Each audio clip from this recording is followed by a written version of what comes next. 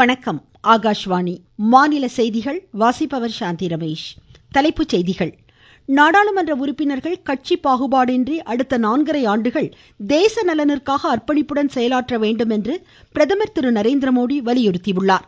நாட்டின் ஒட்டுமொத்த வளர்ச்சி விகிதம் நடப்பு நிதியாண்டில் 6.5 முதல் 7% இருக்கும் என்று பொருளாதார ஆய்வறிக்கையில் தெரிவிக்கப்பட்டுள்ளது. நீட் தேர்வில் கடந்த 7 ஆண்டுகளில் முறைகேடுகள் நடைபெற்றதற்கான ஆதாரம் எதுவும் இல்லை என்று மத்திய கல்வி அமைச்சர் திரு தர்மேந்திர பிரதான் மக்களவையில் தெரிவித்தார். தமிழ்நாட்டில் முதல் முறையாக ஆன்லைன் மூலமான கட்டட அனுமதி திட்டத்தை முதலமைச்சர் திரு மு க ஸ்டாலின் இன்று தொடங்கி வைத்தார். பொறியியல் மாணாக்கர் சேர்க்கையில் சிறப்பு பிரிவினருக்கான கலந்தாய்வு தமிழகத்தில் இன்று தொடங்கியது. இனி விரிவான செய்திகள். மக்களவையில் நாளை தாக்கல் செய்யப்பட உள்ள பட்ஜெட் அடுத்த 5 ஆண்டுகளுக்கான பாதையை நிர்ணயிக்க உள்ளதால் சுதந்திர நூற்றாண்டின் இன்றியமையா நிதிநிலை அறிக்கையாக இது திகழும் என்று பிரதமர் திரு நரேந்திரமோடி தெரிவித்துள்ளார். நாடாளுமன்ற வளாகத்தில் இன்று செய்தியாளரிடம் பேசிய பிரதமர், மக்களவை தேர்தல் முடிவடைந்த நிலையில் மக்களின் தீர்ப்பை ஏற்று அனைத்து அரசியல் கட்சியினரும் நாட்டின் நலன் கருதி அடுத்த 5 ஆண்டுகள் இணைந்து செயலாற்ற வேண்டும் என்று கேட்டுக்கொண்டார். எதிர்க்கட்சிகள் தங்களது தோல்வியை மறைத்துக்கொள்ள நாடாளுமன்ற நேரத்தை வீணடித்து எதிர்மறையான அரசியலில் ஈடுபடுவதாக பிரதமர் குற்றம் சாட்டியுள்ளார். மக்களுக்கு தாம் அளித்த உத்தரவாதத்தை செயல்படுத்தும் வகையில் தமது அரசு முன்னோக்கி செல்வதாகவும் பிரதமர் குறிப்பிட்டார். கட்சி பாகுபாடின்றி அனைத்து அரசியல் கட்சியினரும் அடுத்த 4.5 ஆண்டுகள் தேச நலனிற்காக தங்களை அர்ப்பணிக்க வேண்டும் என்று பிரதமர் வலியுறுத்தியுள்ளார். விவசாயிகள், இளைஞர்களின் ஆளுமை மற்றும் நாட்டின் வளர்ச்சிக்காக 2029ஆம் ஆண்டு தேர்தல் காலம் வரை அனைத்து அரசியல் கட்சியினரும் பணியாற்ற வேண்டும் என்றும் பிரதமர் அறிவுறுத்தினார். நீட் இளநிலை மருத்துவ நுழைவுத் தேர்வில் கடந்த 7 ஆண்டுகளில் முறைகேடுகள் நடைபெற்றதற்கான ஆதாரம் எதுவும் இல்லை என்று மத்திய கல்வி அமைச்சர் திரு தர்மேந்திர பிரதான் தெரிவித்துள்ளார். மக்களவையில் கேள்வி நேரத்தின் போது இதனை தெரிவித்த அவர், இது தொடர்பாக அரசு எதையும் மறைக்கவில்லை என்று குறிப்பிட்டார். தேசிய தேர்வு முகமை இதுவரை 240 தேர்வுகளை நடத்தியுள்ளதாகவும் 4.5 கோடிக்கும் மேற்பட்ட மாணாக்கர் இந்த தேர்வை எழுதியுள்ளதாகவும் அவர் சுட்டிக்காட்டினார். நாட்டின் தேர்வு முறை தொடர்பாக எதிர்க்கட்சி தலைவர் திரு ராகுல் காந்தியின் கருத்துக்களுக்கு அமைச்சர் கண்டனம் தெரிவித்தார். தேர்வுகளில் வினாத்தாள் கசிவு நாட்டில் பரவலாக இடம்பெறுவதாக எதிர்க்கட்சிகள் கூறும் குற்றச்சாட்டை மறுத்த அமைச்சர், பீகார் மாநிலம் பட்னா அருகே ஒரே ஒரு இடத்தில் மட்டுமே முறைகேடுகள் இடம்பெற்றதாக தெரிவதாக குறிப்பிட்டார். மத்திய புலனாய்வுத்துறை இதுகுறித்து விசாரித்து வருவதாகவும் உச்சநீதிமன்றத்தின் விசாரணையின் கீழ் இப்பிரச்சனை தற்போது உள்ளதாகவும் அவர் குறிப்பிட்டார். முன்னதாக மக்களவையில் இந்த பிரச்சனையை எழுப்பிய எதிர்க்கட்சி தலைவர் திரு ராகுல் காந்தி, நாட்டின் தேர்வு முறையில் பிரச்சனை உள்ளதாக குறை கூறினார். தேர்வு குறித்தும் தங்களது எதிர்காலம் குறித்தும் லட்சக்கணக்கான மாணாக்கர் கவலையில் உள்ளதாக அவர் தெரிவித்தார். சமாஜ்வாடி கட்சி தலைவர் திரு அகிலேஷ் யாதவ் பேசுகையில், நீட் தேர்வு பிரச்சனையில் மத்திய கல்வி அமைச்சர் பதவி விலக வேண்டும் என்று கோரினார். RSP உறுப்பினர் NK பிரேமச்சந்திரனும் வினாத்தாள் கசிவு குறித்து கேள்வி எழுப்பினார். இது தொடர்பான கல்வி அமைச்சரின் பதிலில் திருப்தி அடையாத எதிர்க்கட்சியினர் அவையிலிருந்து வெளிநடப்பு செய்தனர். மாநிலங்களவை இன்று கூடியதும் அவைத்தலைவர் திரு ஜெகதீப் தன்கர் உறுப்பினர்கள் விவாதங்களின் போது அவை மாண்புகளை கடைபிடிக்க வேண்டும் என்று வலியுறுத்தினார்.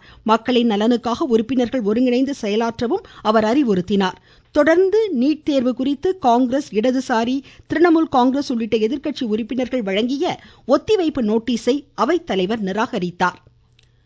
2023-24ஆம் நிதியாண்டிற்கான பொருளாதார ஆய்வறிக்கையில் நடப்பு நிதியாண்டில் உள்நாட்டு வளர்ச்சி விகிதம் 6.5 முதல் 7% வரை இருக்கும் என்று கணிக்கப்பட்டுள்ளது. பட்ஜெட் கூட்டத்தொடரின் முதல் நாளான இன்று மத்திய நிதியமைச்சர் திருமதி நிர்மலா சீதாராமன் மக்களவையில் தாக்கல் செய்த பொருளாதார ஆய்வறிக்கையில் உலகளாவிய பொருளாதார தேக்க நிலையிலும் உள்நாட்டு வளர்ச்சி காரணமாக நாட்டின் பொருளாதார வளர்ச்சி மேம்பட்டதாக குறிப்பிட்டுள்ளார்.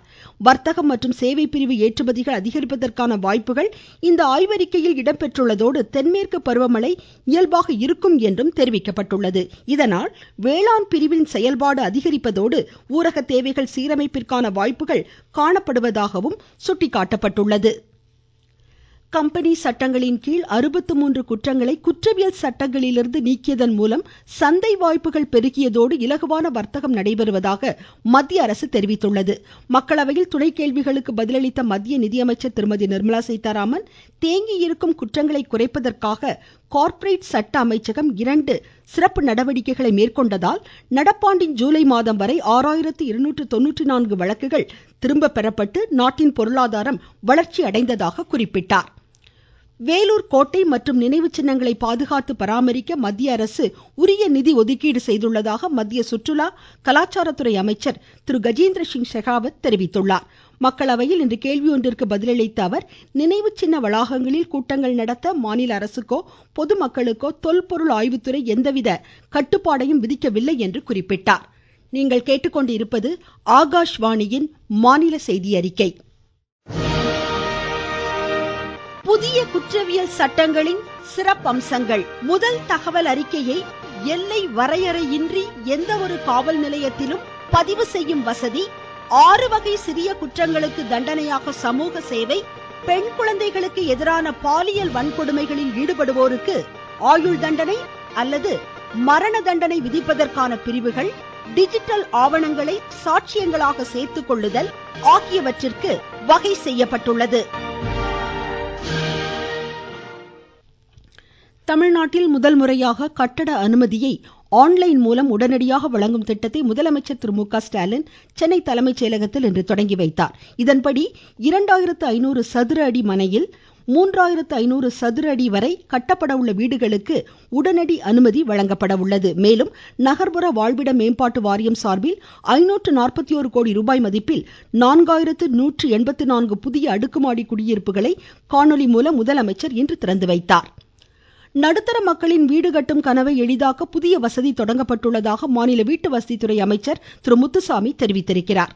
சென்னை தலைமைச் செயலகத்தில் இன்று செய்தியாளர்களிடம் பேசிய அவர், ஆன்லைன் மூலம் விண்ணப்பதாரர்கள் அளிக்கும் விவரத்தின் அடிப்படையில் கட்டடங்களுக்கு உடனடி அனுமதி வழங்கப்படும் என்றார்.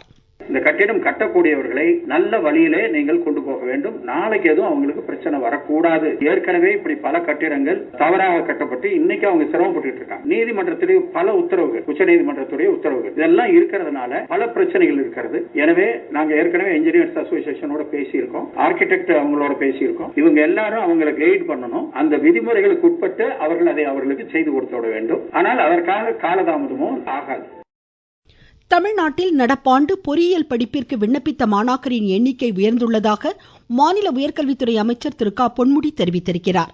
பொறியியல் படிப்பிற்கான ஆன்லைன் கலந்தாய்வை சென்னையில் இன்று தொடங்கி வைத்த பின்னர் செய்தியாளரிடம் பேசிய அவர், சிறப்பு பிரிவினருக்கு 2 கட்டங்களாகவும், பொது பிரிவினருக்கு வரும் 29ஆம் தேதி முதல் செப்டம்பர் 11ஆம் தேதி வரை 3 கட்டங்களாகவும் கலந்தாய்வு நடைபெறும் என்றார். அரசு பள்ளிகளிலே படித்த மாணவர்களுக்கான 7.5% மாற்றுத்திறனாளிகள், விளையாட்டு வீரர்கள், முன்னாள் போர் வீரர்களுடைய வாரிசுகள் ஆகிய இந்த 3 சிறப்பு பிரிவினர்களுக்கான கலந்தாய்வு இன்று துவக்கி வைக்கப்படுகிறது. இந்த ஸ்பெஷல் கோட்டாவில் மற்ற இடங்களில் படித்தவர்களுக்கான கலந்தாய்வுகள் எல்லாம் நாளை மறுநாள் துவங்கவிருக்கிறது. 29ஆம் தேதியிலிருந்து பொதுப்பிரிவு மாணவர்களுக்கான கலந்தாய்வு சப்ளிமெண்டரி கவுன்சிலிங் 6/9/2024 தொடங்கவிருக்கிறது. SC/SC மாணவர்களுக்கான கலந்தாய்வு 10/9/2024 துவங்கவிருக்கிறது. மேட்டூர் அணையின் நீர்மட்டம் இன்று நண்பகல் 76 அடியை தாண்டியுள்ளது. நீர்வரத்து இன்று வினாடிக்கு 69,000 கனஅடியாக அதிகரித்தது. ஒகேனக்கல் காவிரி ஆற்றில் வினாடிக்கு 75,000 கனஅடி தண்ணீர் தற்போது வந்து கொண்டிருக்கிறது. சென்னை பெருநகர வளர்ச்சி குழுமம் சார்பில் 12.5 கோடி ரூபாய் மதிப்பில் புதிதாக கட்டப்பட்டு வரும் ரத்த சுத்திகரிப்பு நிலையத்தை இத்துறைக்கான அமைச்சர் திரு சேகர் பாபு இன்று ஆய்வு செய்தார். தமிழ்நாட்டில் தனியார் மினி பேருந்துகளை இயக்குவது தொடர்பான புதிய வரைவு திட்ட அறிக்கை மீது கருத்து கேட்பு கூட்டம் இன்று நடைபெறுகிறது. மாநில உள்துறை செயலர் தலைமையில் சென்னையில் இந்த கூட்டம் நடைபெறுகிறது. ராமநாதபுரம் மாவட்டத்தில் உள்ள அனைத்து கிராமங்களுக்கும் குடிநீர் கிடைப்பதற்கான நடவடிக்கை மேற்கொள்ளப்படும் என்று ஆட்சித்தலைவர் சிம்ரன்ஜித் சிங் கூறியுள்ளார். தஞ்சை மாவட்டத்தை முன்னோடி மாவட்டமாக முன்னெடுத்து செல்ல அனைத்து நடவடிக்கைகளும் எடுக்கப்படும் என்று புதிதாக பொறுப்பேற்ற ஆட்சித்தலைவர் திருமதி பிரியங்கா கூறியுள்ளார். தஞ்சை மாவட்டத்தின் வளர்ச்சிக்காகவும் இந்த மாவட்டத்தை ஒரு முன்னோடி மாவட்டமாக முன்னெடுத்து செல்வதற்காகவும் அயராது நான் பாடுபடுவேன். அரசாங்கத்தின் அனைத்து நலத்திட்ட உதவிகளும் அனைத்து மக்களுக்கும், குறிப்பாக விவசாய பெருமக்களுக்கும் அடித்தட்டு மக்களுக்கும் சென்று சேர்வதற்கு எங்களது பணிகளை நாங்கள் செய்திருவோம். நாகை மாவட்ட புதிய ஆட்சித்தலைவராக பொறுப்பேற்ற திரு ஆகாஷ், அரசின் நலத்திட்டங்கள் அனைத்து மக்களை சென்றடைய ஆவண செய்யப்படும் என்றார். இந்திய இலங்கை அணிகளுக்கு இடையிலான முதலாவது 2020 கிரிக்கெட் போட்டி வரும் சனிக்கிழமை பல்லேகலையில் நடைபெற உள்ள நிலையில் இதில் பங்கேற்கும் இந்திய அணி வீரர்கள் இலங்கை புறப்பட்டு சென்றுள்ளனர். மீண்டும் தலைப்புச் செய்திகள். நாடாளுமன்ற உறுப்பினர்கள் கட்சி பாகுபாடின்றி அடுத்த 4.5 ஆண்டுகள் தேச நலனுக்காக அர்ப்பணிப்புடன் செயலாற்ற வேண்டும் என்று பிரதமர் திரு நரேந்திர மோடி வலியுறுத்தியுள்ளார். நாட்டின் ஒட்டுமொத்த வளர்ச்சி விகிதம் நடப்பு நிதியாண்டில் 6.5 முதல் 7% இருக்கும் என்று பொருளாதார ஆய்வறிக்கையில் தெரிவிக்கப்பட்டுள்ளது. நீட் தேர்வில் கடந்த 7 ஆண்டுகளில் முறைகேடுகள் நடைபெற்றதற்கான ஆதாரம் எதுவும் இல்லை என்று மத்திய கல்வி அமைச்சர் திரு தர்மேந்திர பிரதான் மக்களவையில் தெரிவித்தார். தமிழ்நாட்டில் முதல் முறையாக ஆன்லைன் மூலமான கட்டட அனுமதி திட்டத்தை முதலமைச்சர் திரு மு.க. ஸ்டாலின் இன்று தொடங்கி வைத்தார். பொறியியல் மாணாக்கர் சேர்க்கையில் சிறப்பு பிரிவினருக்கான கலந்தாய்வு தமிழகத்தில் இன்று தொடங்கியது. இத்துடன் இந்த செய்தியறிக்கை முடிவடைந்தது.